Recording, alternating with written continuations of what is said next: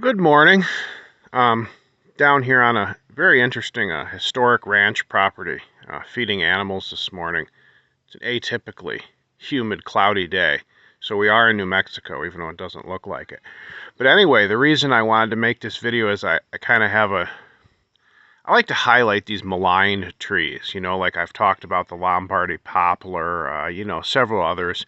So here we've got a really, really maligned tree, and it kind of proves that, every plant has its place. So these are, to my mind, Alanthus trees, Chinese tree of heaven, which is a funny name because they're considered to be probably the most undesirable tree you could possibly have. They're considered to be an absolute weed. But you see, what they're doing here in this setting is quite effective. It's dry enough here that they cannot really get like totally out of control, okay?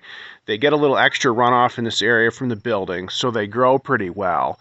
But, they're not going to take over miles of land, because once you get out in the range, when it gets dry in the summer, the cattle are going, they're not going to make it. But in this particular setting, their uniquely high vigor and will to live has allowed them to produce a full shade canopy in this ranch yard with no deliberate supplemental irrigation.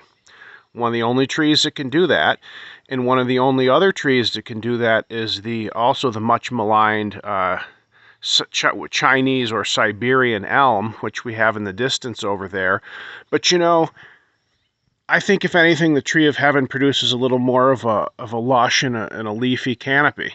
So I just thought we'd document this, appropriate use of the much maligned Alanthus tree.